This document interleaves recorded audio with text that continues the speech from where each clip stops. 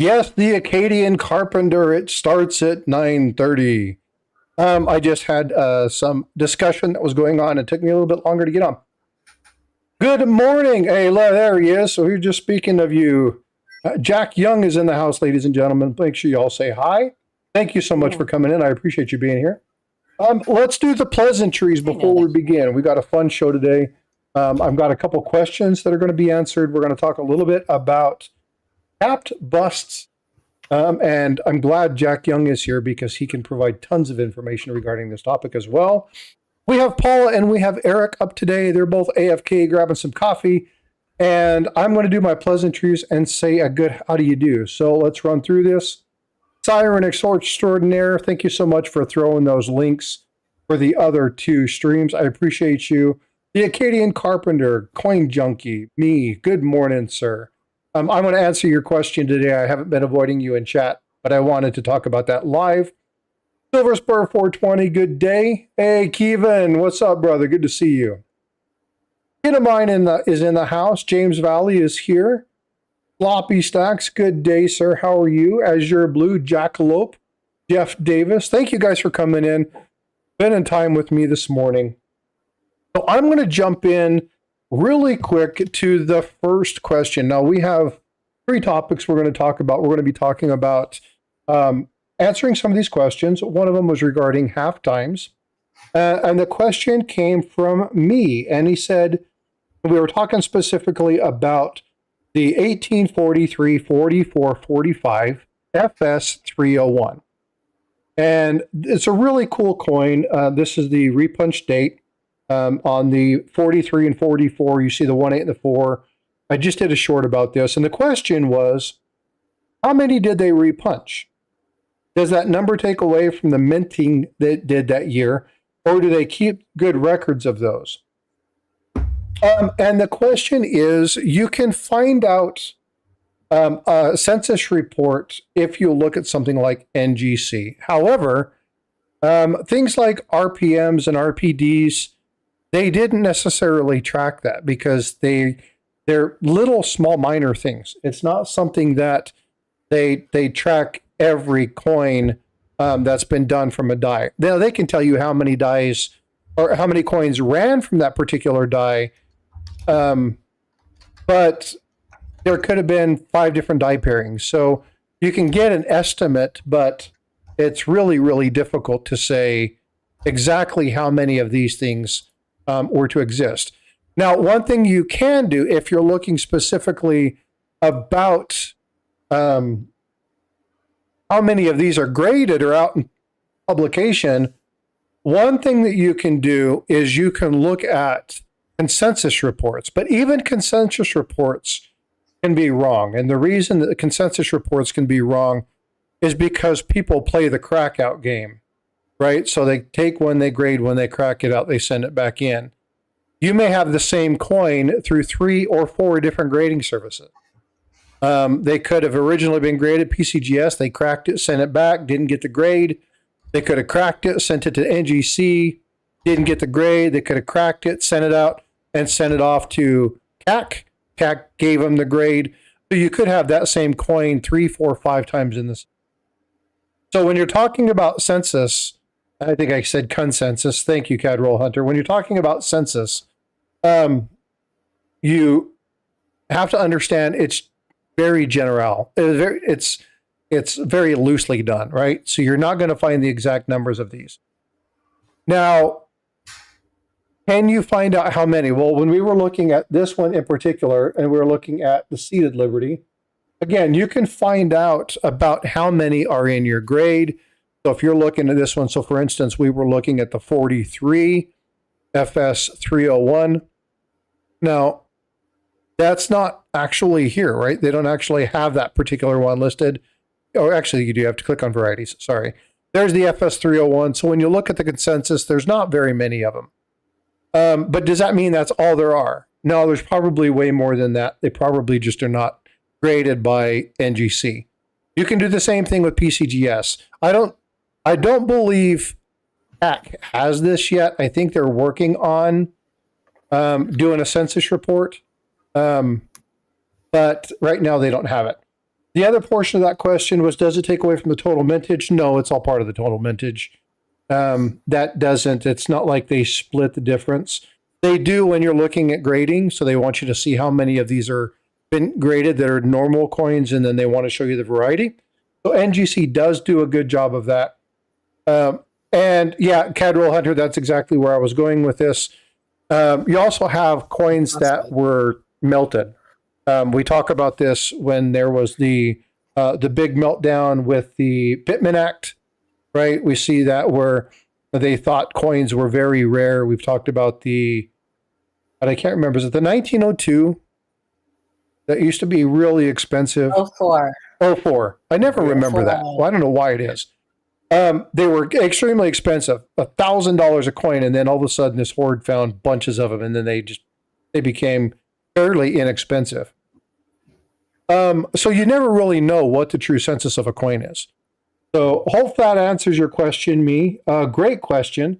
Do they keep great records? Yes and no. Not necessarily of things like RPMs and stuff, simply because they don't monitor that. This stuff is intolerance. Many of those were melted down just a little thing to make commemoratives. Yeah. So to make the first commemorative.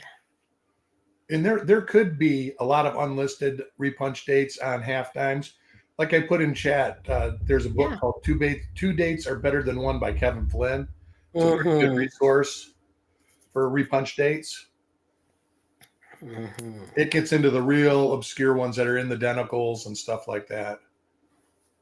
Yeah, so again, great question, me. But when you're talking about total census of a run, the total mintage of a run, that includes the varieties and things of that nature. But you're looking at many of those errors are going to be one-offs.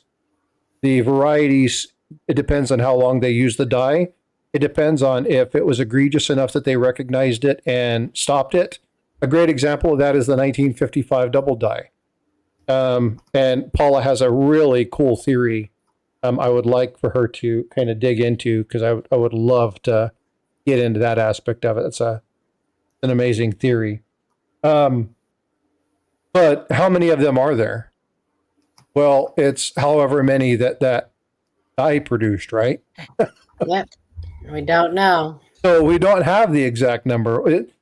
You look at the die pairings and how long they lasted, and it could have been, they could have done 50,000 coins. They could have done 200,000 coins before that die just deteriorated beyond whatever.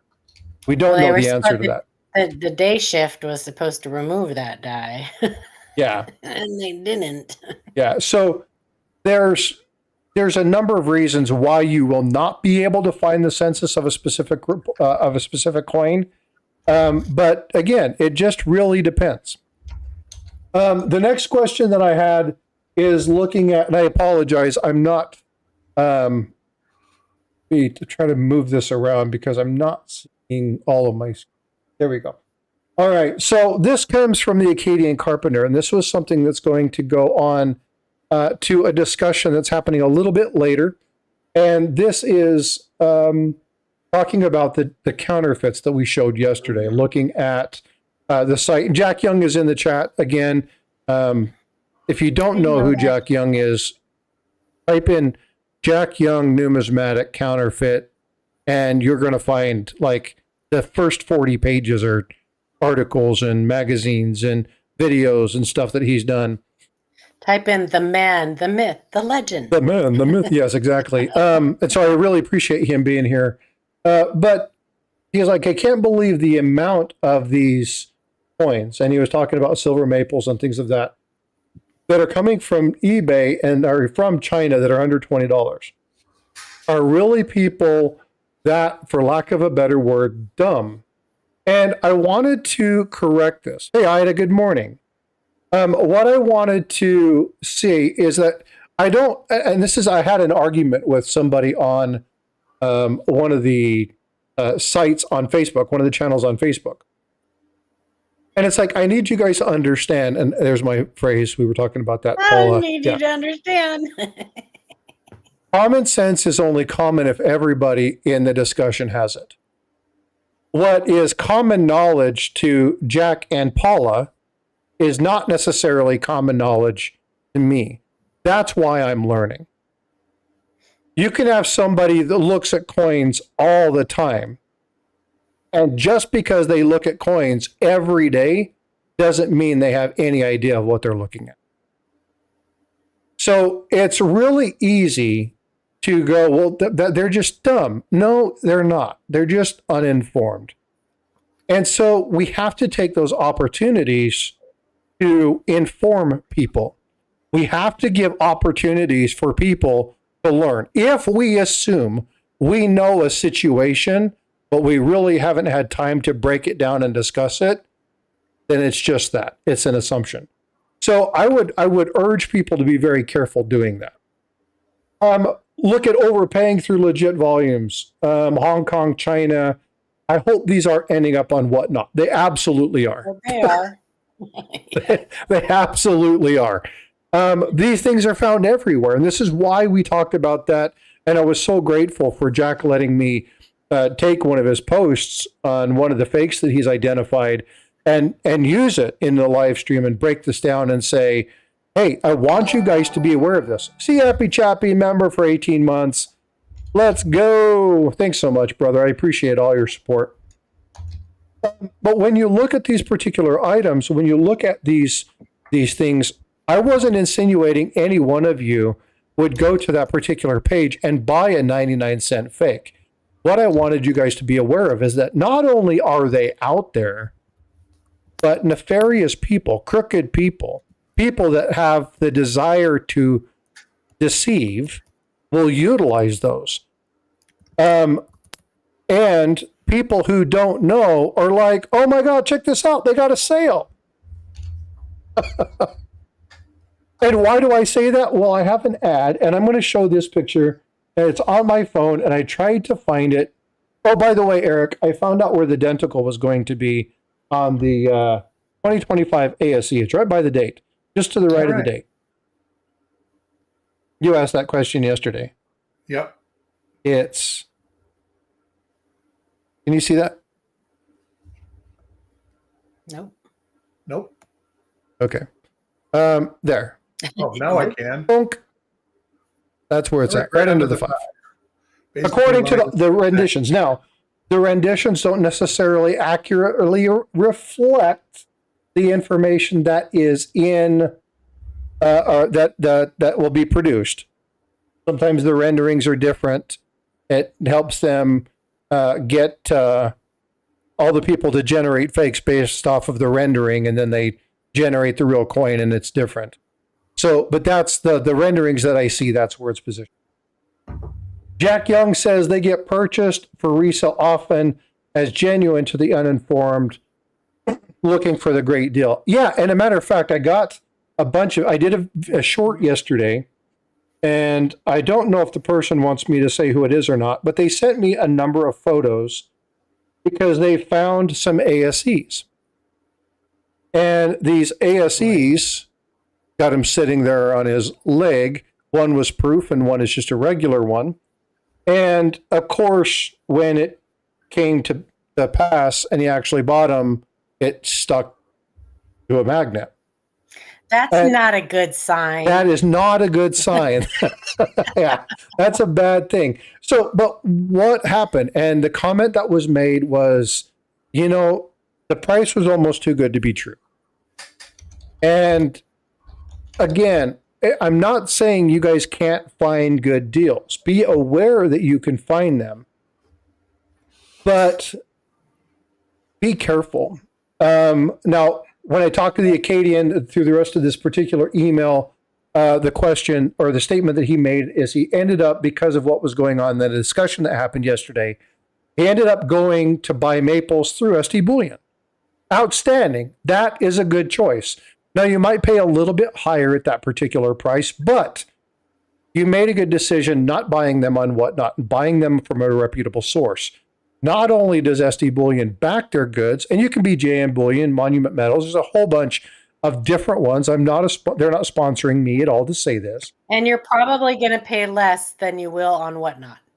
Yeah, and you're getting a genuine product. So even if you spent $4 more per coin than you did when you saw this on eBay, you're getting genuine product. And that is always worth it. Because sometimes you're never going to be able to recuperate that money. And if you do something where you utilize something, a lot of times they say, well, you can't do that because that person said no returns are accepted. Or you return the coins and they come back and they say, well, those aren't the coins that I sent them. Then you run a risk of them trying to utilize your name for their own purposes. So it's just not worth it. Now, Jack is way better at this than I am. If you identify this stuff, report them. But even Jack has stated in his Fun with Fakes, and I need to get into your other channel, Jack. I need to get on that other one. I can never remember. Dark Side. The Dark Side. Yeah, I need to get into that group. But the one thing that he said is even for him, it's even harder for him to get them removed. But the important thing is to make the effort, to identify it. So what I would suggest is to take, hey, Jack Riley's here. Good morning, Jack. Jack Riley. Jack and Jack. He must be on the other side. He is on the other side. Come to the other side. You can click the link in the top and come to the landscape side if you want to. Or you can stay there, but there's more chat on the other side. No, I want him over here. Take the links, if you find those, like this one, right? And this is what Paula asked yesterday during the stream. Have you sent this link to Jack? And I said, well, actually, Jack posted the link and I told him I was going to use it. Yeah, I forgot I'd seen it. No, it's okay. But here's the thing. If you find one like that and you pull up the listing and there's 45 of them, send it to Jack, right? Or you can send it to me and I'll forward it to Jack, or send it to Paula and she'll forward it to Jack. Just so that we have those, so that they can track them, because these things help identify distribution chains and they might be able to find it. Again, Jack Riley's another one. Jack, if you want to click on the pinned link, you can come over to the other side where more people are chatting. Jack Riley is specializing kind of in counterfeit Morgans, and he's doing an amazing job.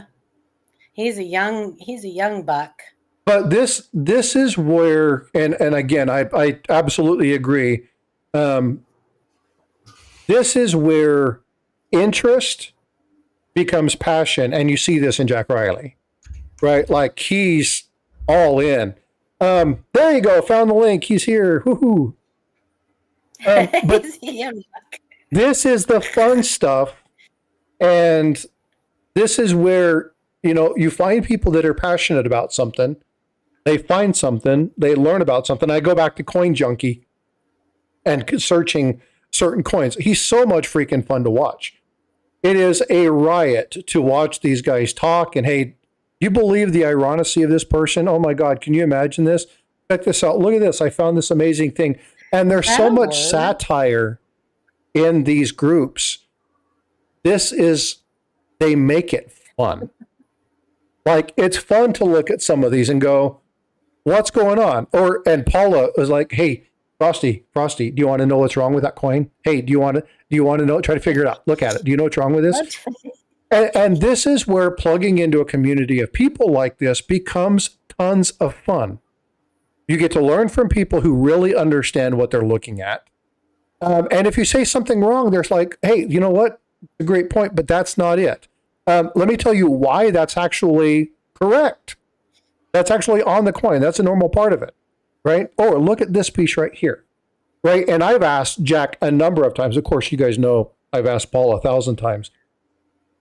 Can you clarify what that means? I'm not seeing it.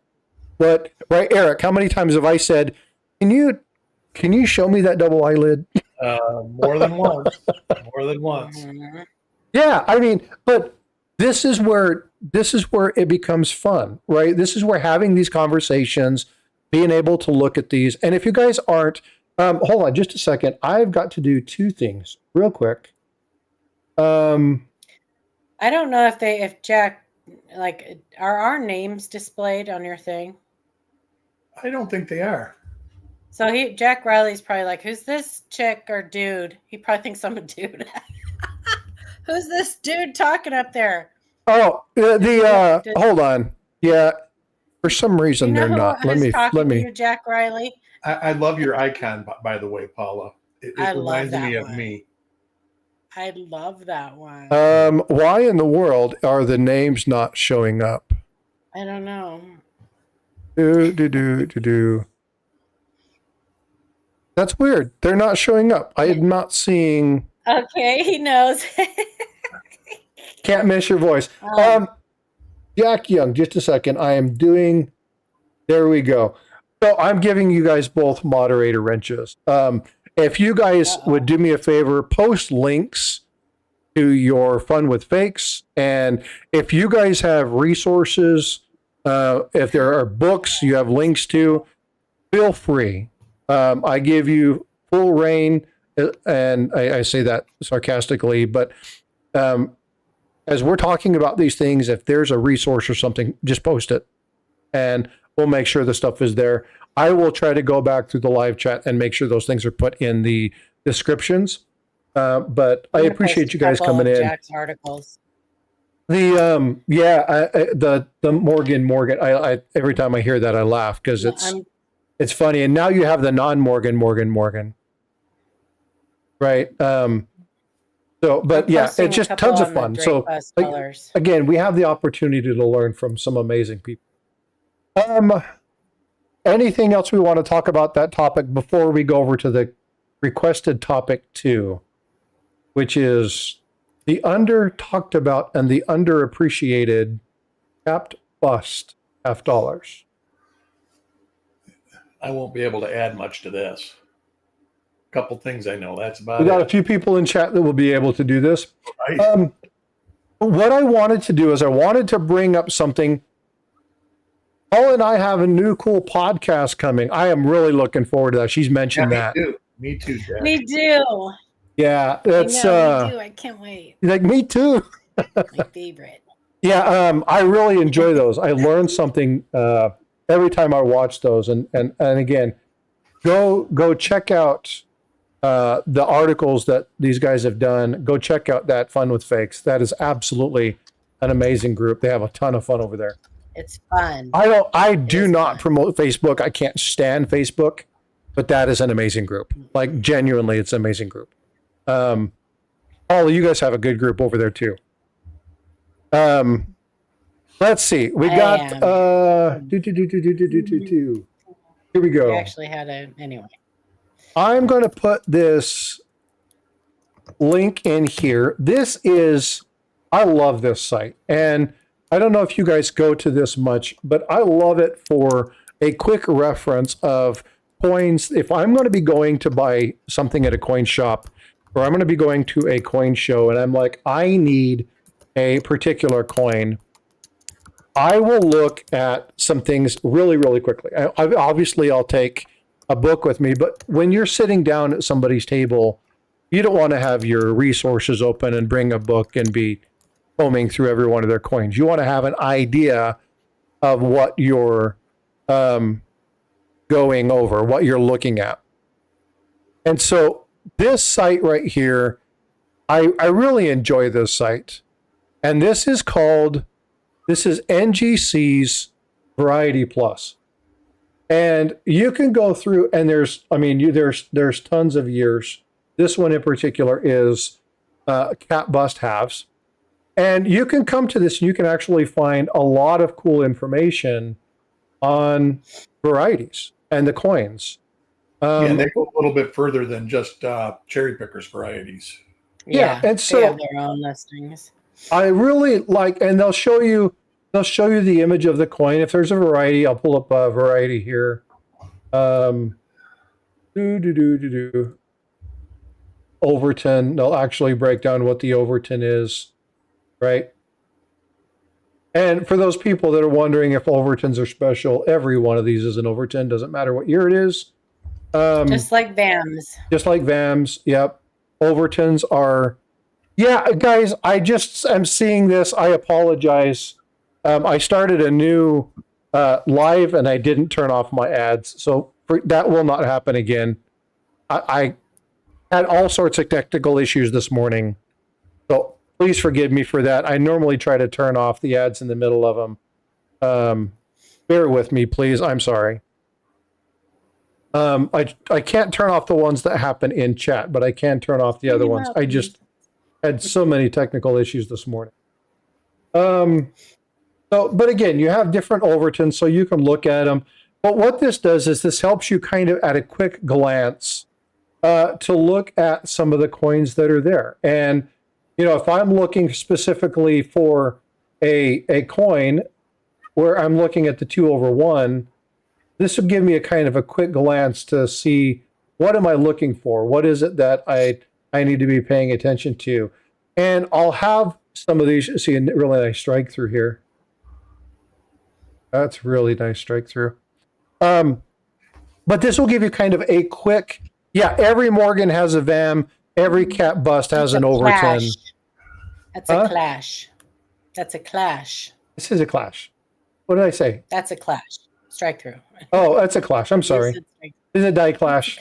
My bad. It's okay. That's what I'm here for. Yeah, well, but you can see, there's lots of cool things, but you get to see some of the stuff before you go look at your coin. And I've said this over and over again. If you're going to go shopping for a specific coin, go check out the resources on that coin before you go. Know what you're looking for. If you have 7, 8, 9 of these and that are at a coin, make sure you know what's there, right? Take your loop. If you go to a coin shop without a loop, you need to be beaten and flopped. Okay. Take your loop and look at them and find out what it is. But go do some research before you go. I'm doing a video right now on kind of like some of the very basics. If I'm having to choose my very first coin as a collector, what do I want to do? What do I want to have in mind? And the number one thing and Paula says this all the time, and she has constantly gone back and said, explain to me how that happens.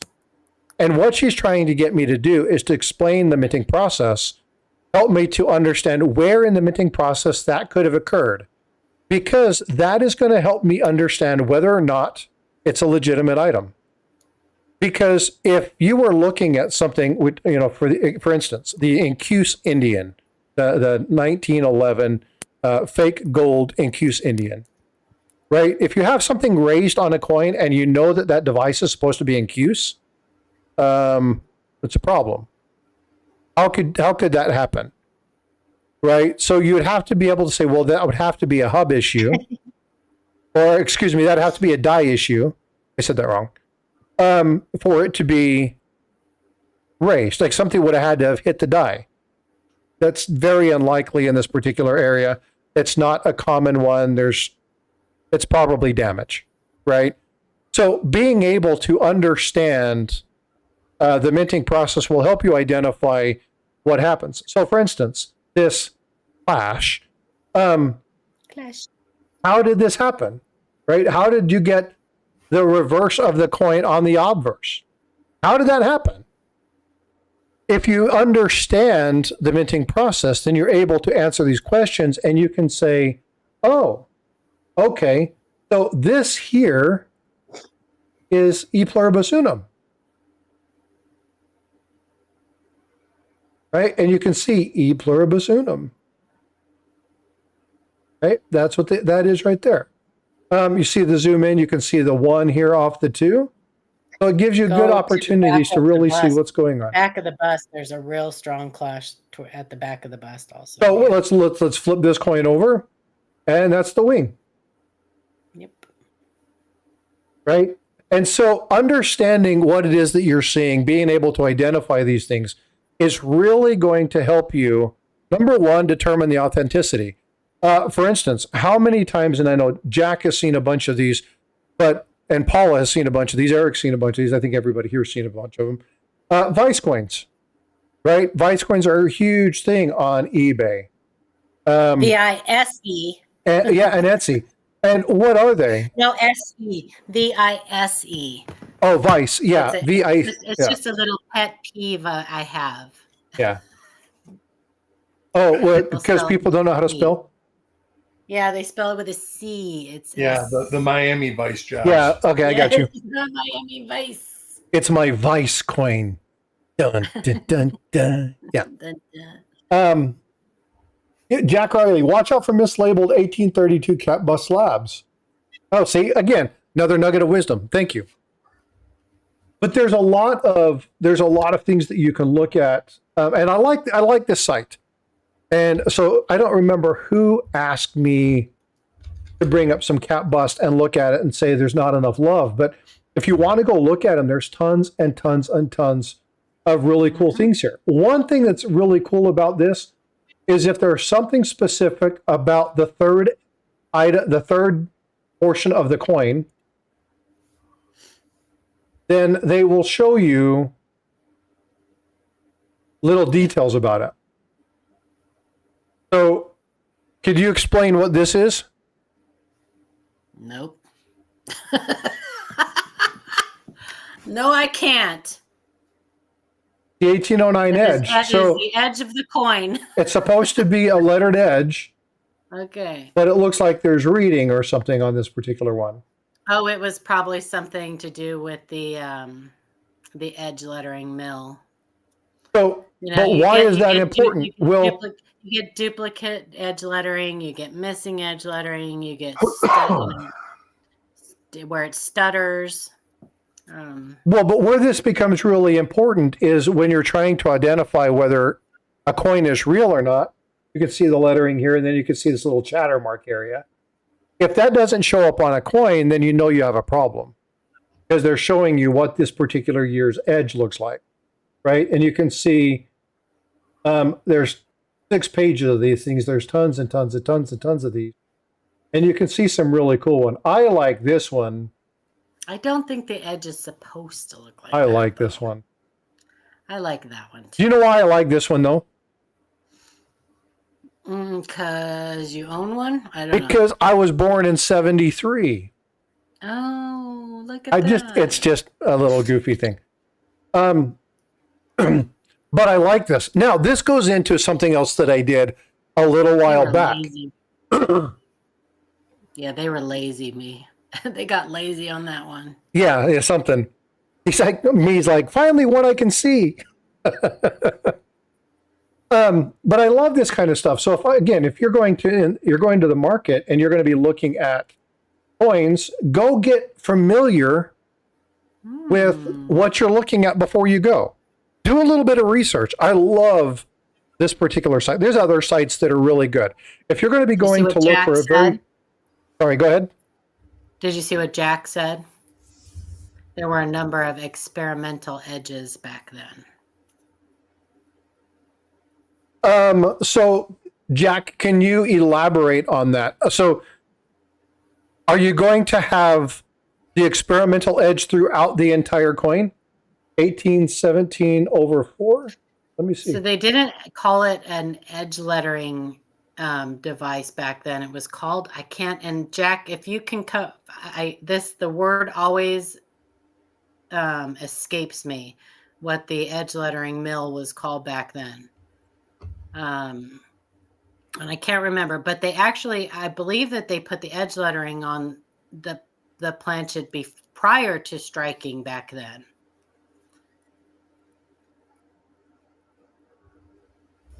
And Jack, were they doing that back then too? Castaigne machine. Yes, Castaigne. Thank you. Castaigne machine. Yes, Castaigne with a G, right? Yeah, it's. Yeah. Oh, let me hold on. Yeah, and I believe that they did that. Were they doing that back then to prevent clipping of the silver, or did that just come in when they started putting reading on coins? I think it's spelled like this, if I'm not mistaken. Something like that, yeah. It's with a G, I think. Castaigne, yeah. Hey, Southern Coin Hunter. Good morning. Hey, UCI2. For whatever reason, that word, I can't get that word to stick in my brain. Yeah, I did a video on that one too. but I want to find out more information because they were really cool. It's kind of like a flat upsetting mill, but Yeah, it did the is. edge lettering. Yes. And Yeah, then really, really cool piece. That is still how our edge lettering on business strikes are put on coins. Still with that, but it's not called a casting machine anymore, I don't think. But it is like a rolling mill. Magnuson, what's up? Good morning. Yeah, so again, these are let's see, Jack, the 1817 over 14. This is the only one. There are 3 others listed, but there's no photos for them. And that is, some of them do have problems where they don't necessarily list all of the information, or they don't have photos. And maybe because they're like one-offs and stuff. But anti-clipping. Okay. I wasn't sure if that's why they did that back then or not. I knew that that's why reading on coins was employed, but I didn't know if it was the same with edge lettering and such. MP68 with a $20 super chat. Frostbyte, great instruction today, dropping 20 to help with future shipping for the community. Thank you so much, bud. I appreciate you. That's very, very nice. I appreciate that super chat. Thanks so much. Sorry. But this was prior to collars being used, correct, Jack? That was back in like 36 or something when they started using collars, right? I don't know. We're getting deep. Let me see if I can find. There was something on that, and I seen. Oh, here it is. Okay. I'm like, I know I have this saved. The segmented collar. Let me pull this up. This is okay. No, was it? Collars. Period. Oh, I just did that. What happened? I know they had open and closed collars, but I don't know when they started using them. Here is this. This is an article that I saved.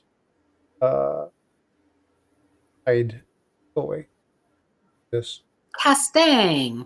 Oh, it's actually named after a person. I did not know that. Jean Castaigne. Yeah, Jean Castaigne. Jean? Oh, it's not Jean Jean. Castaigne. Jean. Sorry. Segmented collar, a mechanical device of several parts to impart raised letter or raised ornamentation on the edge of a struck piece. The collar is made of 3, 4, or 6 sections, 3 being the most, with incuse ornamentation or lettering on the collar wall. The restraining surface inside the aperture, just meaning the container it's in that closes in, just like a shutter on a camera. When you take a picture, it opens and closes. That's why they call it the aperture. It's how wide it is, and then it closes in on the coin. Sections are assembled and held in place by a retaining ring. The collar plate, the inverse and reverse dies come together. Inside the collar aperture, when struck, the metal from the blanks is spread in all directions, filling the cavities up against the cavity of the collar. Very cool. Yes, we use segmented collars on our proof dollar coins. We use them. That's how our edge lettering gets on our proof dollar coins. On our business strike, it still goes through the edge lettering, edge lettering. It's not upsetting. It's an edge lettering mill, a rolling mill. But I don't know if they still call that. I don't know if they call that force the blank to roll between 2 engraved bars. I don't know if they still call that. Let me see if I can find. Here, this is. I stole this from Wikipedia. It's just a picture, so it doesn't really matter. Because if you think about it, they wouldn't want our proof coins to go through that rolling mechanism. Yeah. So here is an old Castaigne machine. Oh, yeah. They would put the coin and then they would roll it. Then as this rolled, they would pull the coin through. and then press it up against the elements that are there. And then that thing on that bar, is that where the That's die where so it would roll across. And as the coin rolled across, this would be where the imprint was made. Mm-hmm. And from here to here is one revolution of a coin. That's how you would get the entire coin. And then I think they said there's 3 or 6 segments to this. But I don't know if they're talking about here. I'm sure there's different ones, different elements of this casting machine. Let's see if they show. That's Jean casting, or that's. I thought when they were talking about segments, they were talking about an actual collar. Yeah, so I'm not sure if they're talking about. So this is what that bar would look like. Yeah. And as they rotated it, so for instance, if you can see my mouse, let me zoom in a little bit. My mouse at the top, so as they rolled it across, it would just rotate around. So as they rotated that around, one rotation would be the length of this entire bar. And then as that bar hit, it would implement. So if you, I wish I had 2 abilities to point, but imagine starting here. Then as I went this way, there would be the clover and then the VARE, the art religious, and then resitory. And that's how that particular item would be incused onto the, because again, this is relief. So this relief would cause the incuse on that edge. So pretty cool. Way cool. Yeah, I love this kind of stuff. Casting machine, fun stuff. Casting, yeah. All right. Any other questions, or anybody else want to talk about anything regarding capped bust? Any other questions? Any other insights from Jack Riley regarding particular counterfeits that you want to look for when you're looking at this particular coin? Because if not, we'll get to the conversation that we were talking about having yesterday, which was, let's not forget the good fakes. Yeah, there's a lot of them. And this is why it's extremely important to have a good network of people who understand this stuff in your corner. Extremely important. This dollar edge ornamentation segments. Oh, that's so cool, Jack. I would love to. Someday I'm going to see his stuff. Someday I'm going to see his stuff in person. Let's say his collection, because saying it the other way sounds bad. I know, sorry. You sickos. I added a link. Okay, let's see. Let's pull this up.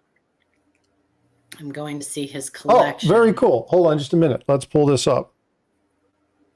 I did not see that, so I'm going to pull this up here.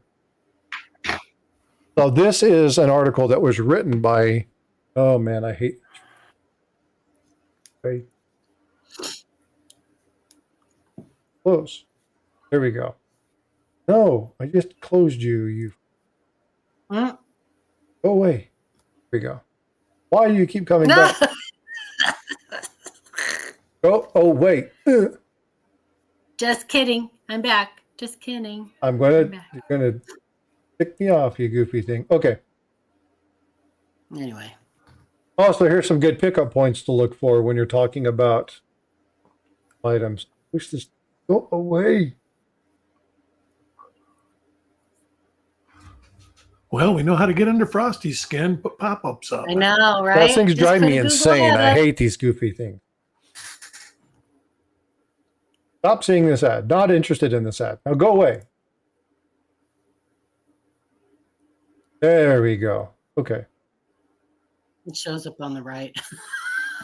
So, Jack, is this a common number to look for?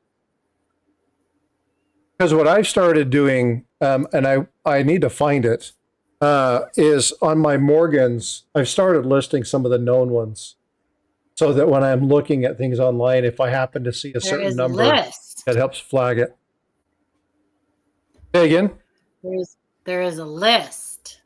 Jack Riley has put up a thing. Jack Riley has put up a thing in our Facebook group.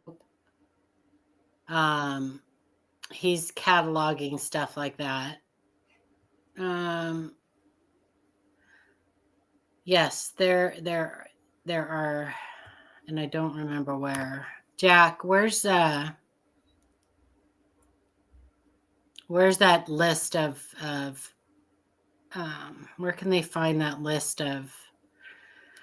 Oh my gosh, Paula, spit it out. Registration numbers. Certain numbers. Gee, many Christmas. That hurt. Gosh. Like that thing, that other thing. My brain's not working. Oh, that's Princess Bride, right? Move that thing. Get it out. And that other thing. Get it out. Can't. God, I love that movie. It's great. German counterfeit. Pickup points for a whole family as you go down. Yeah, as you go down the article. Yeah, so again, folks, this is something that is, one, I'm honored to have both Jacks in here and Paula and Eric. Thank you so much for supporting me and this stream as you guys do. But it's important to build a network of people that can give you this kind of information, right? There's no way that one person can retain all of this information. Just like raising a kid, it takes a village. And so having people that you can rely on, having people that you can go to that they're adamantly interested in making sure they do what they can to give you the information to protect you. Have these people in your corner. I was wrong. There's no list. I was wrong. I thought there was a list. Whatever.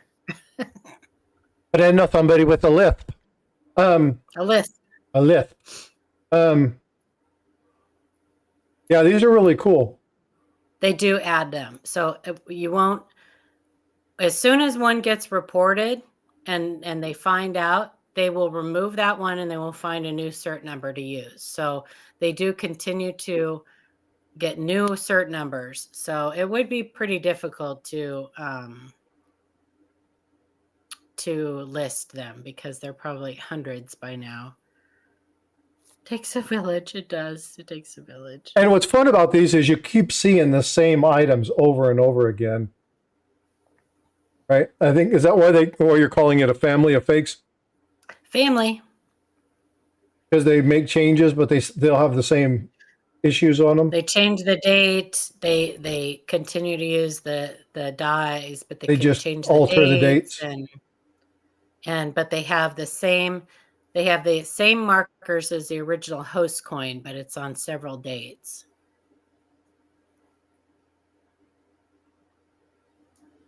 Yeah, some of these are really, I would have a hard time knowing some of these if I was to ever see them, just because I don't know well enough. But yeah, so you guys pull up Jack Young, Jack Riley. Go check out some of the stuff they do. And again, if you guys would do me a favor and put that Fun with Fakes in there and let people do that, I'll let you guys manage that piece. But it's an amazing group. But Jack, if you will do me a favor and send me, if you don't mind, if you'd send me a link to your other one so we can I learn more about it. I would love to be a part of the darker side. Yeah, Jack, what I said. Family is different, dates the same attributes. Yeah, and again, it's attribution. Again? Attribution. Story of my life. Attribution. Yeah. So, but it's a lot of fun. I enjoy this. You haven't bought the main Centennial. I've got somebody who might have one for you. Let me reach out to him this afternoon and I'll see if he has one. If not, I'll have him keep one in the I4. You guys know him. He's Ashes. It must be a pretty highly counterfeited. I'm getting ready to do a video on Stone Mountain. You want to talk about counterfeits? Stone Mountain is a highly counterfeited commem. Oregon Trail is a highly counterfeited commem. There's a few of them that are more popular, I guess, or more highly counterfeited than others. But I didn't know about the Maine. It sounds like the Maine must be a problem also. It could be a issue in a specific area too, because I haven't seen too many down in this area. What we get a lot down in here in Texas is fake Libertads. We get a lot of fake Really? Libertads down here. Yeah. Yeah, we just don't know. Being so close to the Mexican border. I went to Stone Mountain last night. Oh, that's pretty cool. And I'll tell you one thing about- I've just finished my script, and I'm working on putting everything together. It's going to be released in like 2 weeks. So there are lots of counterfeited commems. Yeah, I just don't know which ones are more popular than others. I do know the Stone Mountain and the Oregon Trail are two common ones, and I'll tell you one thing about Jack's group, Fun with Fakes, too, is don't think it's just like the older coins, because there's newer stuff that goes in there too. And it's not just fakes, it's altered coins, so it's not just counterfeits, it's also altered coins. So yeah, it's definitely worth, no matter what you collect, every series has counterfeited coins. So agree. Yeah, that's fact. Hey, Paula, I want to show you something. Okay. Is it? You ready? You want to see something really cool? We're changing the topic, and this is going to be my segue. I heard that on Twilight Zone. Want to see something scary? Oh no way! Silver minions. Are those cool as hell? Illumination. All I need is Bob. I got Stuart and Dave. All I need is Bob. Bifrost saw those, and she's like, if those happen to disappear, it's not me. Yeah. Oh my gosh, I love the little minions. They're so cute. Yeah, cool. All right, well, let's go ahead and get to the last topic that we had today. And this is not regarding numismatics. This is actually, this is more silver-based. It does affect us within the realm of numismatics. But there's this thing that's happening tomorrow. And I know what you're talking about. This is where I'm out. Yeah, no worries. And it's called the Silver Squeeze. I'm sure you guys have heard a bunch of this. It's all coordinated for March 31st. It's the purchasing of a bunch of silver. They think silver is underappreciated. And there's been a lot of discussion, and there were a couple questions. Eric and I talked about this in the stream yesterday a little bit. I've seen quite a few videos. Silver Seeker did a really good video talking about the Silver Squeeze in relation to what happened in 2021. SD Bullion and Kitco, I think, were his resources for those because of the information that they had put out, and then his video followed. One thing that I want to talk to you guys about is fear of missing out. Right? Being careful of jumping on the bandwagon. And this doesn't matter if it is coin related, if it is bullion related, if this is things in your personal life. Be careful jumping on a bandwagon. The situation that is here has a potential to cost people a bunch of money. And if we look historically, after every one of these attempts, one of the most famous one was the situation with the Hunt brothers, right? FOMO is a hell of a drug. That's absolutely right, Eric. Yeah. And the dealers will want to kiss you if you go out and buy all their silver, because there's a glut right now. Yeah, and so what I want to do is, I don't really want to get into too much depth about this, but I do want to issue you all a warning. Okay, I'm not buying it. Well, be careful of the hype. Here's the thing. In these situations, they're what's called speculative. Okay, and I'm not a finance person, so I'm not going to talk about the financial aspect of it. I'm not going to tell you that you should or should not buy. I want you to have some information and just be informed.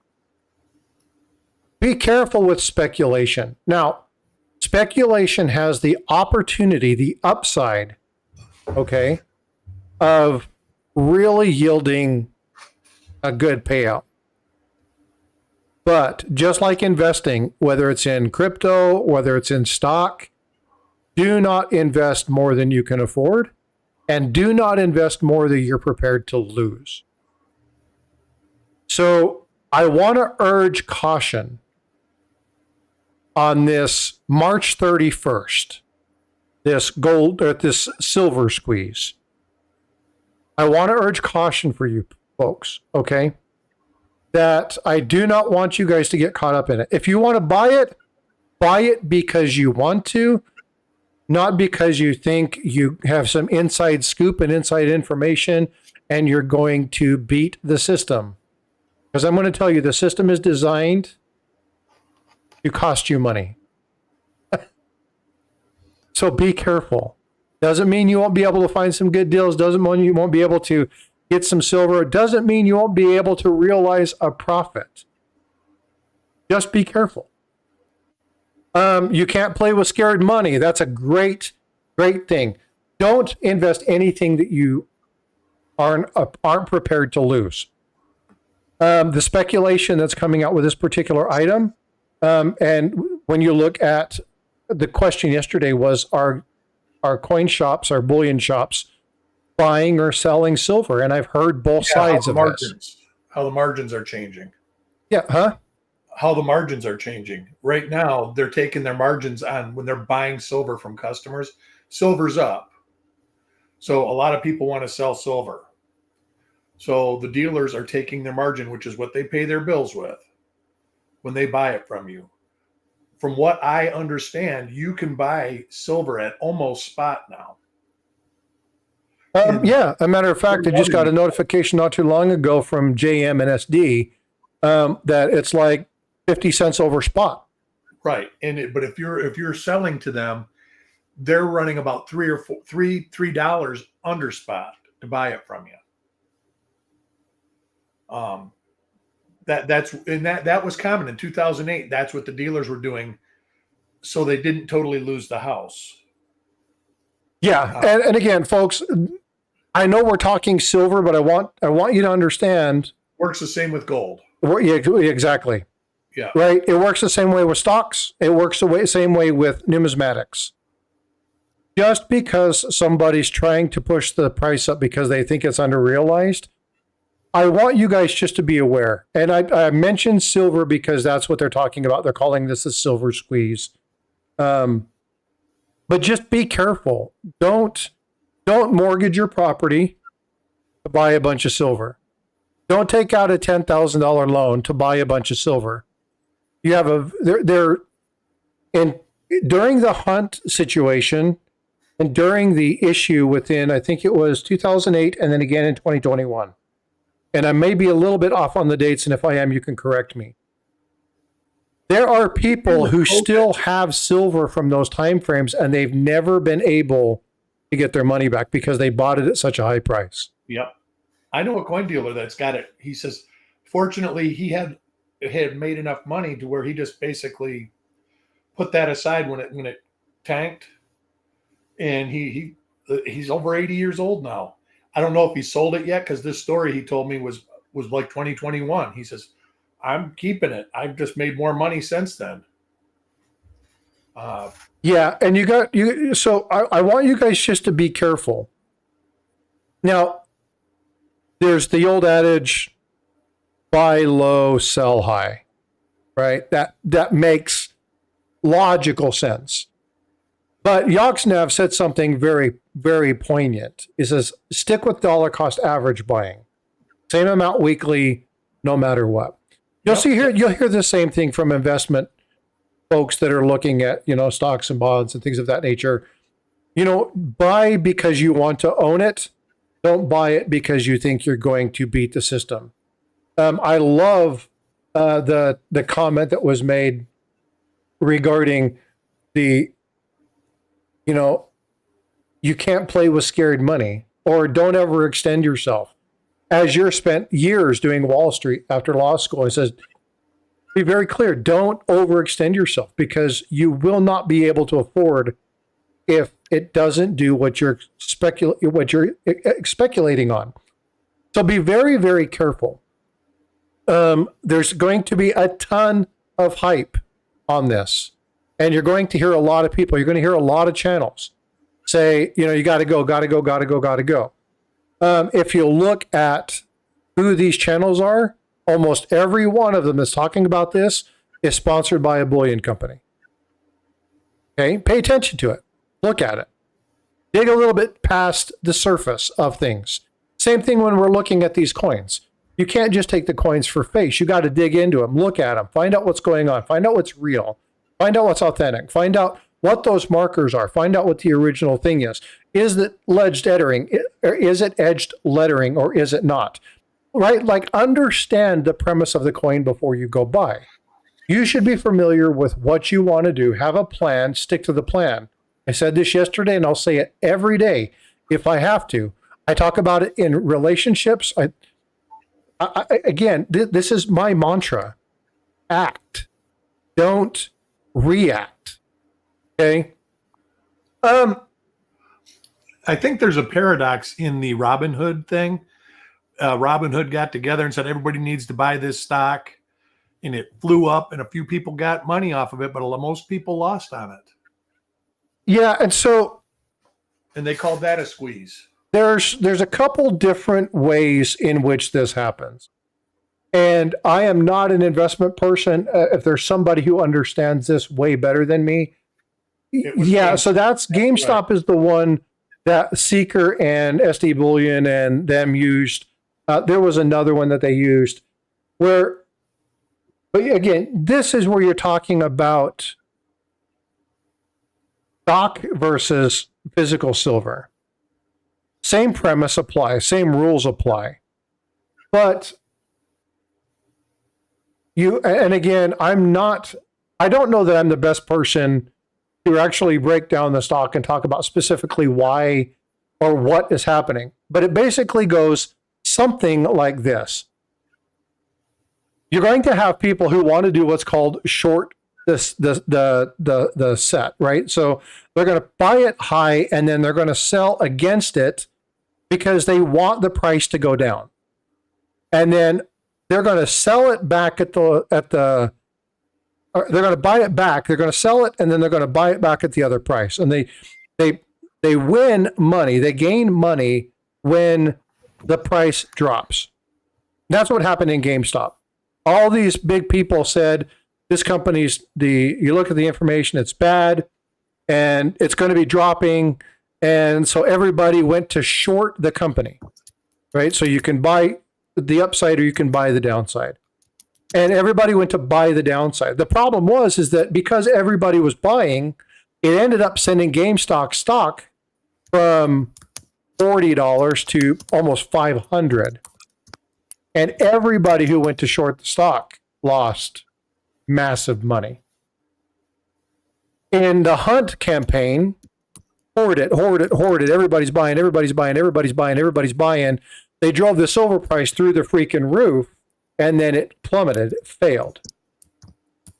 And what happened? Now you have a ton of people who bought silver at $55, $60, whatever the price was, and they'll never be able to recuperate that price ever.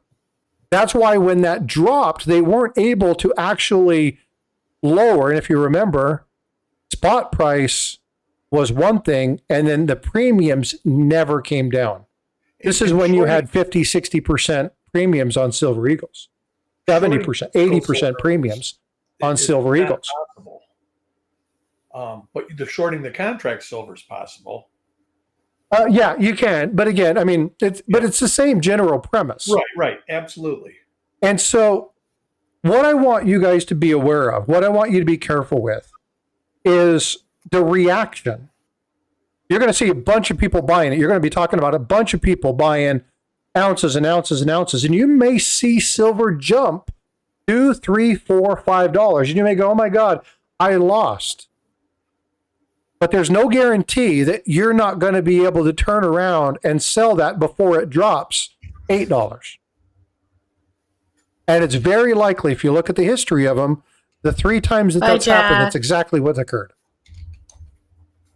Say what? I just was saying goodbye to Jack. Okay, Have a Jack. blessed day, Jack. We'll talk. Thanks for coming in. I really appreciate you being here. You're supposed to tell them, Paula, have your people call my people. Have your people call my people, Jack. Well, your people are my people. So now what? So now you just say what you said originally. Yeah, it sounded good.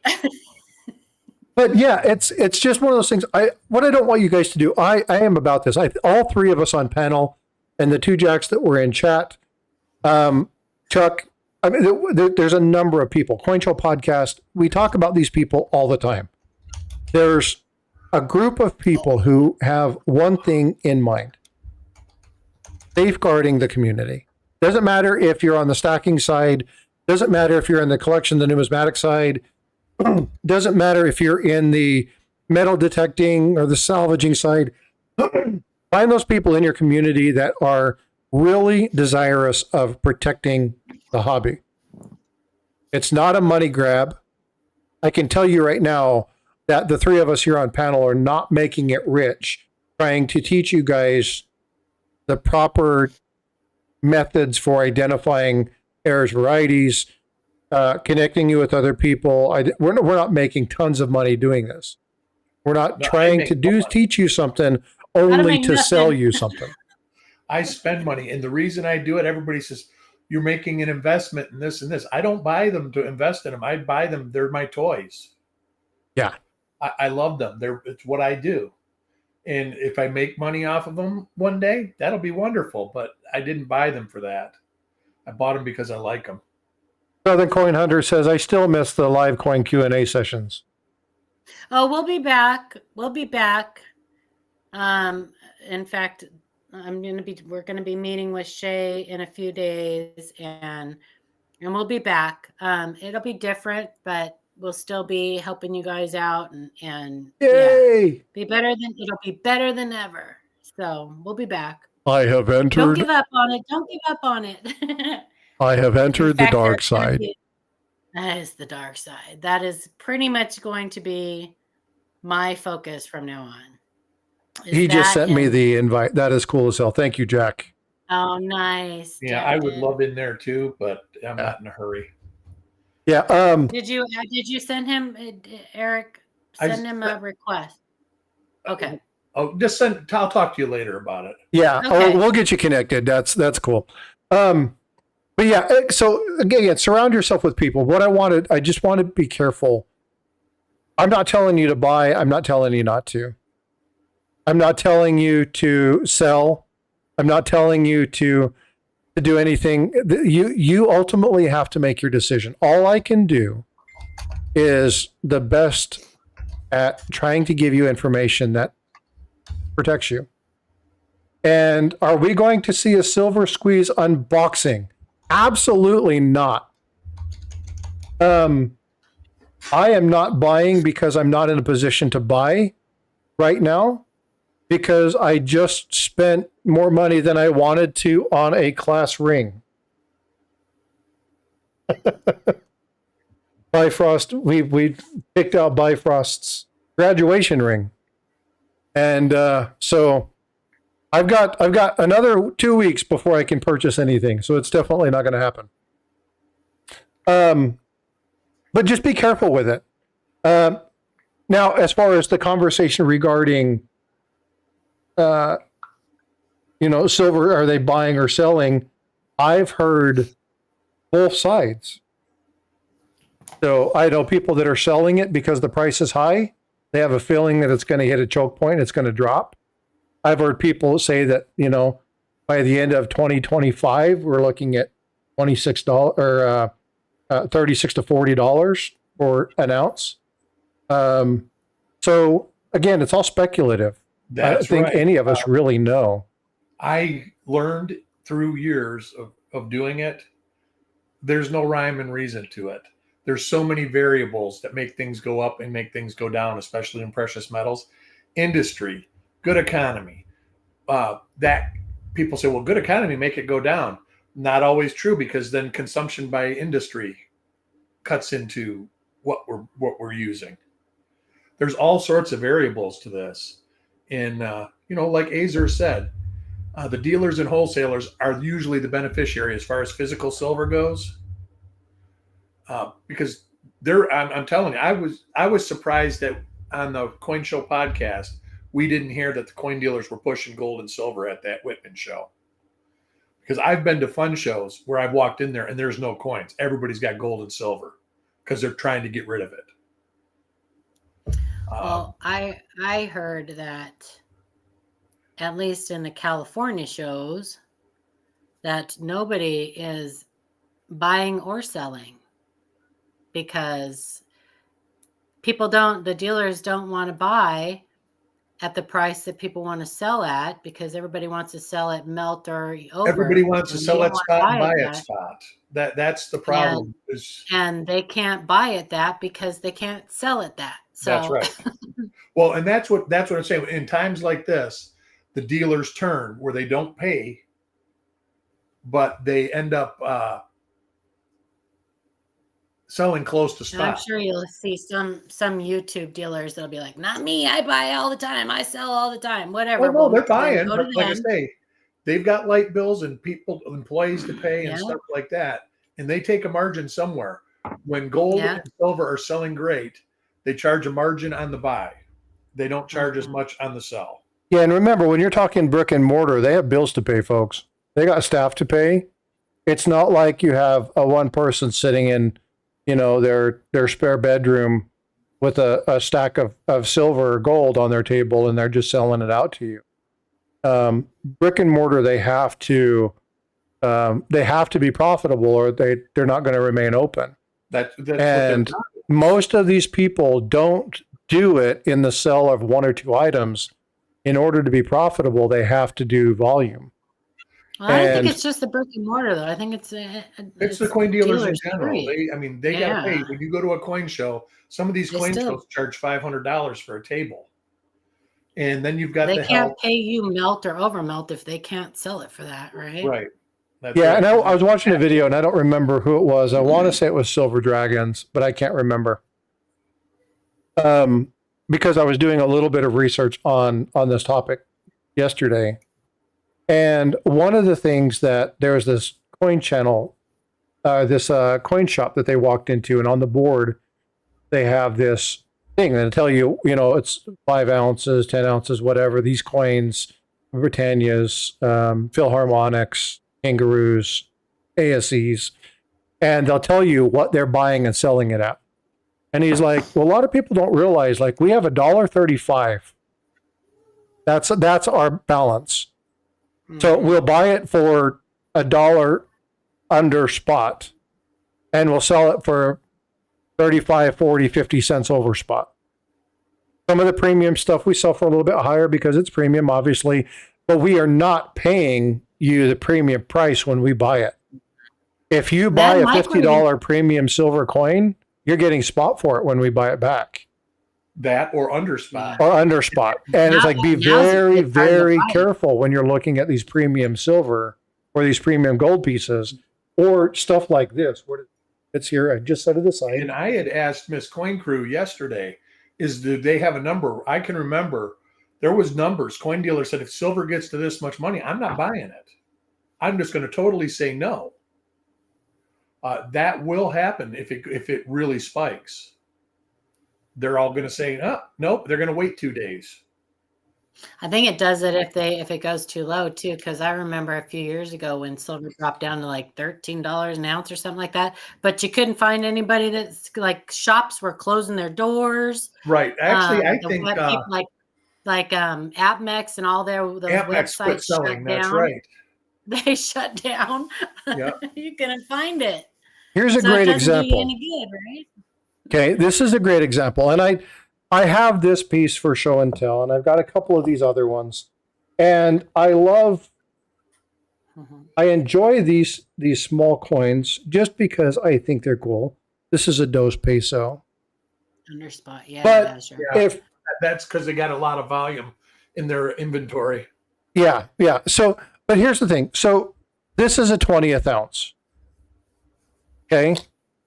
And this little gold piece is Australian, it's a half a it's a half a gram of gold. Excuse me, it's a half a gram of gold. This is $100. That's crazy.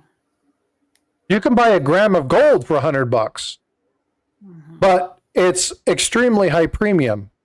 Now let's talk about that. So if you have 31.2 or 31.3 grams, troy ounces of gold in an ounce, and you're paying $100 for a half ounce, you're paying $6,200 for an ounce of gold by buying this. Ouch. Ouch. Holy cow, ouch. Ouch. Okay, you're paying twice as much. So if you're going to do stuff like this, be smart about it. Now, I don't collect platinum. That's platinum. And I have two pieces. And I have two pieces for one purpose and one purpose only. To say I have platinum. Yeah, you don't have a FOMO.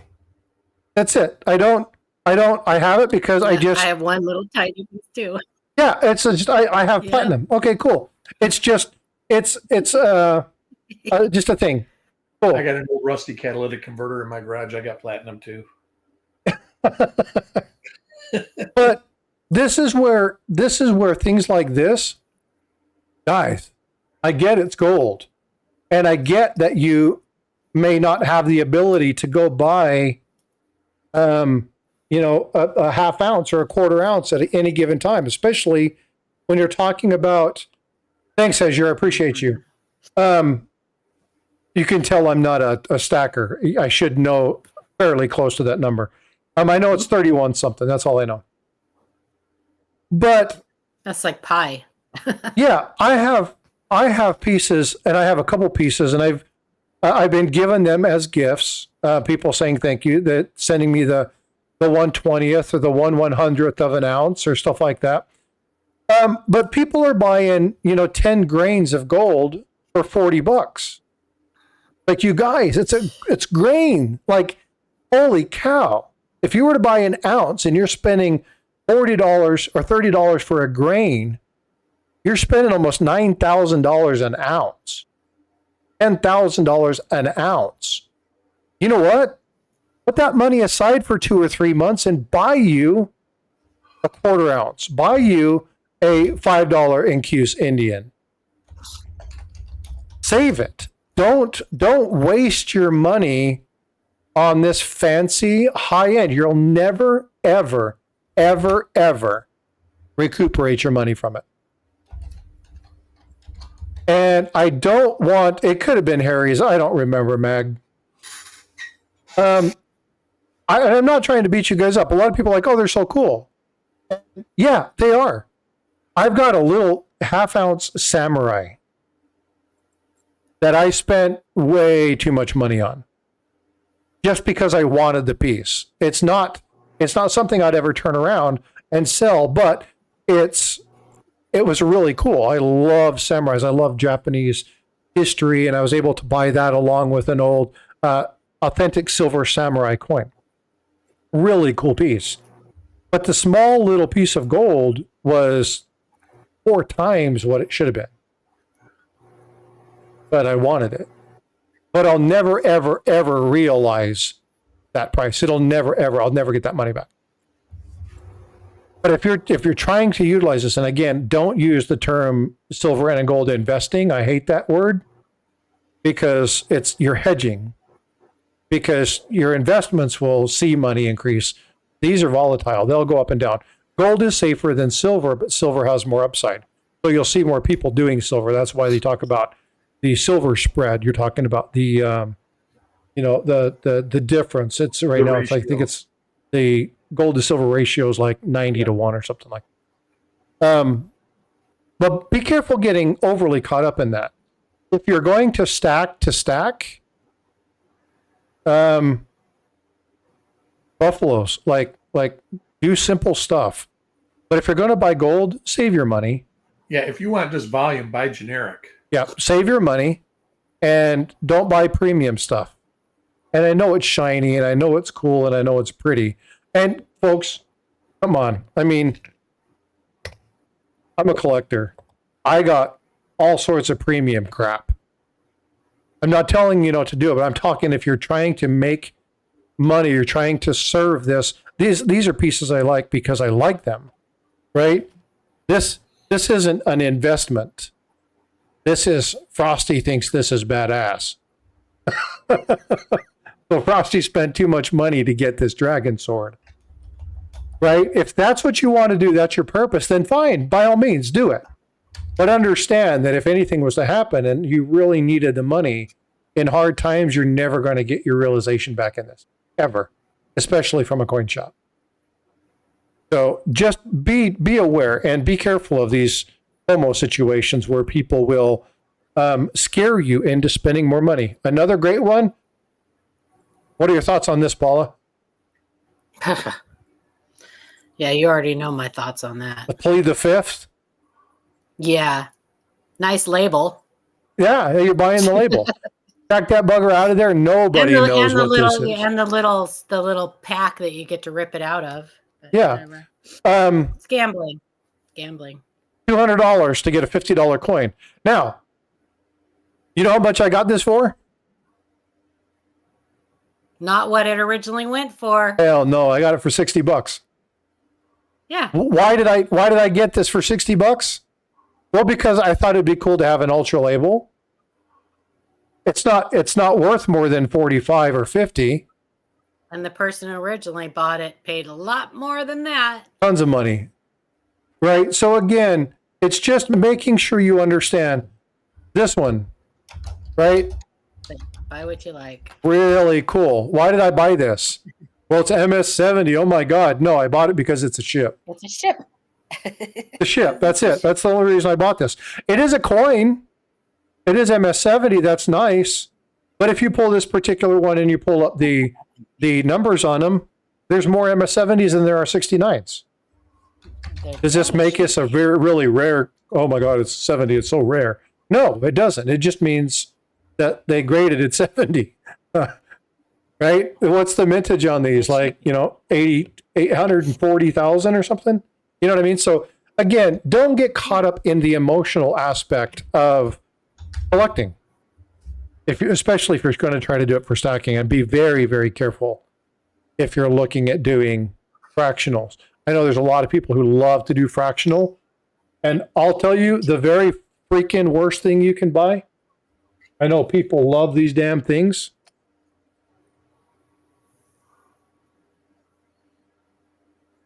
I think you said that, Eric. Why? And this one right here, fractional Libertads. These things go almost as much as you can get an ounce for. They're crazy. They're expensive. Why would you stack these? Don't. Just don't do it. Does that RAM look familiar, Chappie? It might. But again, why? So why do I have these? I like them because they're cool. Because I collect that stuff. And it's nice to have silver. And if I'm going to be spending money on something, at least I have something that I can recoup some of my money. Versus if I'm playing a video game and spending $300 a month on a freaking video game. And $300 a month for a video game in some of these games is child's play. There are people who spend thousands on video games. So, can I just say something really quick? Yeah, please, fire away. I just want to thank Angry Warrior and you because I haven't had the opportunity yet for that awesome little pour that he sent and that you sent me. Oh, absolutely. That was so nice of you guys. I will love it and treasure it always. We were talking about the pours, and I have my SR-71. That was so sweet, Angry Warrior, and I'm sorry I said something earlier, but Angry says, well, she was Air Force, right? And I was like, yes. Yes. And he's like, I think we need to pour one. And I sent the money to him and I said, do it. Like, fire it off. And again, those are just thank yous for all the time and the effort that you do. But you do so much for the community to really help people understand what's happening.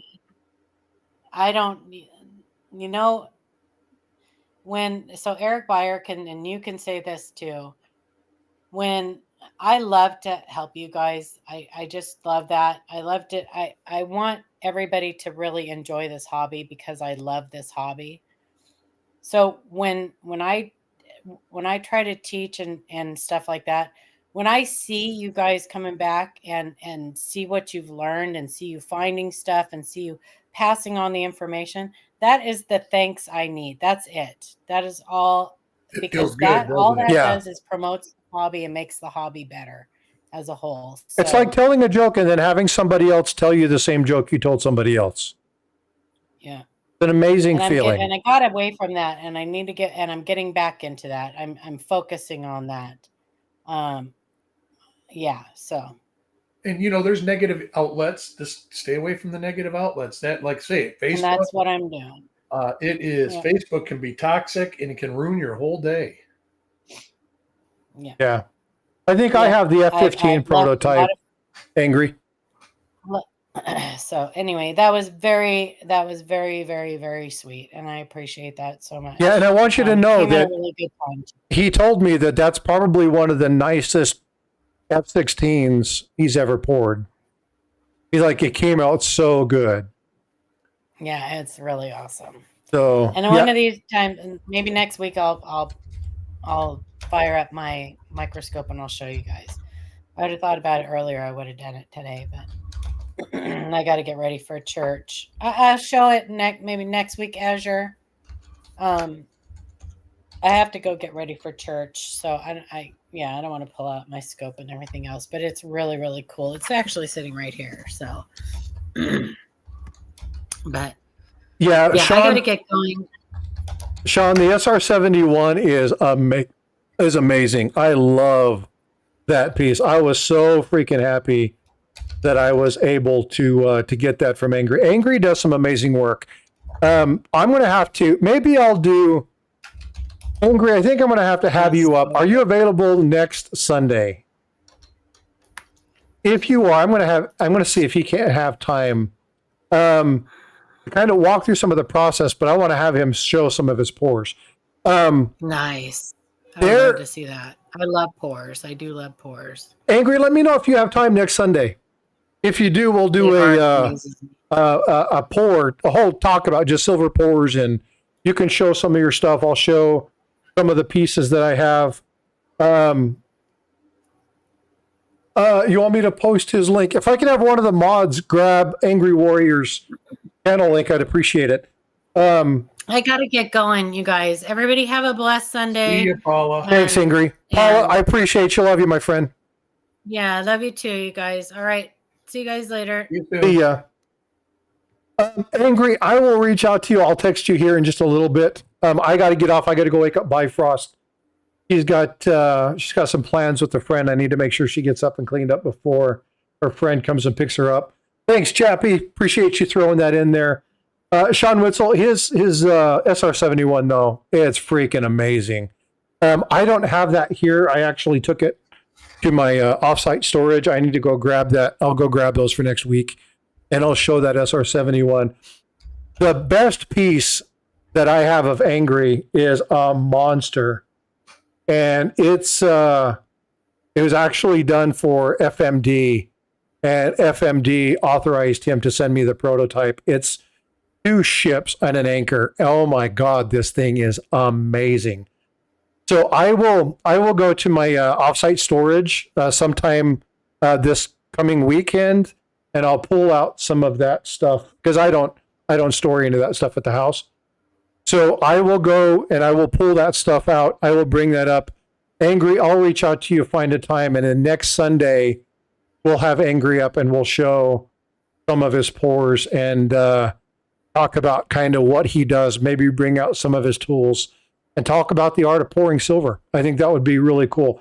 So Angry, if you're up for it, he says he'll make time for me. If you were up for that, then we'll coordinate that because I think that'll be a lot of fun. What do you think, Eric? Sure. Sounds good.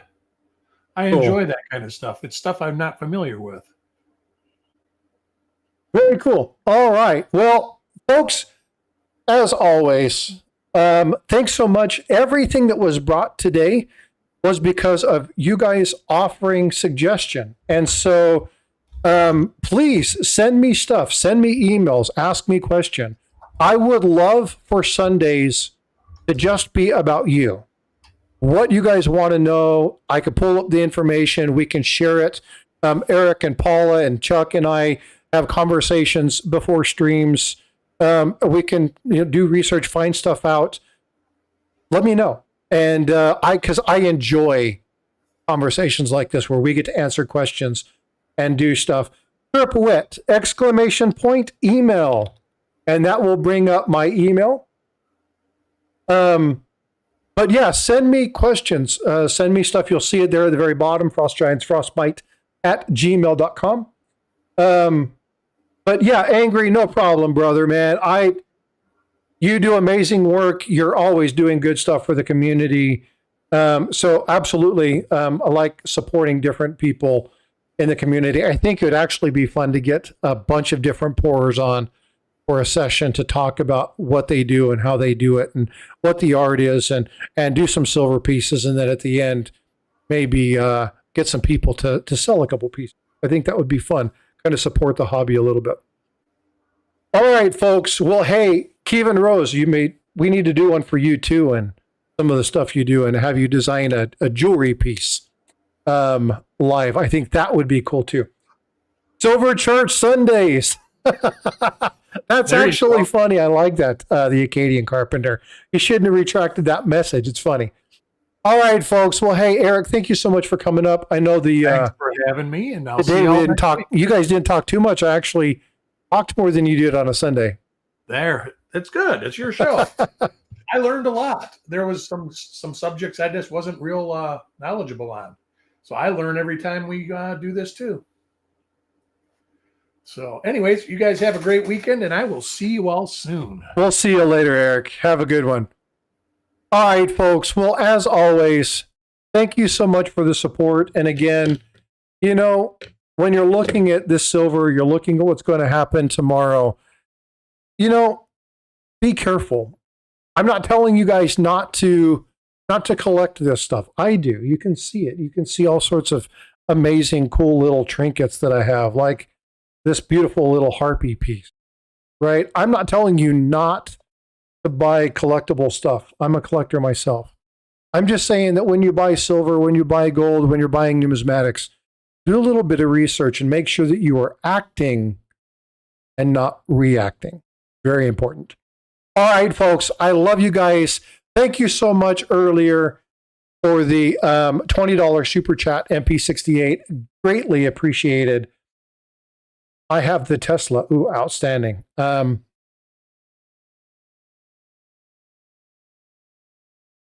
do too. So, really cool piece. I'll have to show that another time. All right, folks. Well, hey, be well, be blessed.